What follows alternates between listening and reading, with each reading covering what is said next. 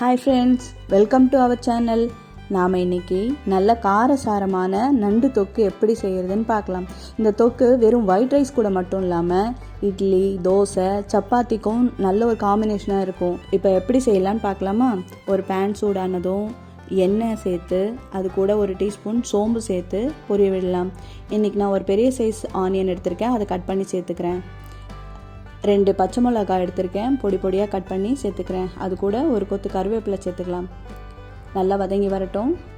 அது கூட வாசனைக்கு இஞ்சி பூண்டு பேஸ்ட்டு சேர்த்துக்கிறேன். 1/2 டீஸ்பூன் மஞ்சத்தூளும் அதில் சேர்த்துக்கலாம். பச்சை வாசனை போகிற அளவுக்கு நல்லா வதக்கி விட்டுக்கலாம்.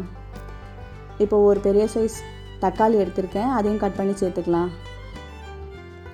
ஆனியனும் தக்காளியும் நல்லா வதங்கி வருது. இந்த சமயத்தில் காரத்துக்கு 2 டீஸ்பூன் மிளகாய் தூள் சேர்த்துக்கலாம்.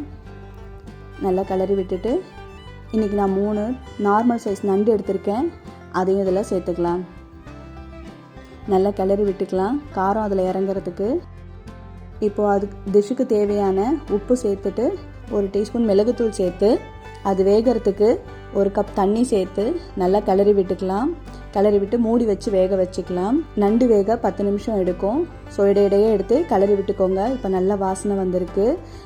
நண்டு தொக்கும் நல்லா சுருங்கி வந்திருக்கு. ஆயில் நல்லா பிரிஞ்சு வந்திருக்கு பாருங்கள். இந்த கிரேவியோடைய கலர், டெக்ஸ்சர், வாசனை ரொம்ப நல்லா வந்திருக்கு. இதை இன்னும் கொஞ்சம் வேணும்னு கேட்டு வாங்கி சாப்பிடுவாங்க. அவ்வளோ ருசியாக இருக்குது. இதை நீங்களும் வீட்டில் ட்ரை பண்ணி பாருங்கள்.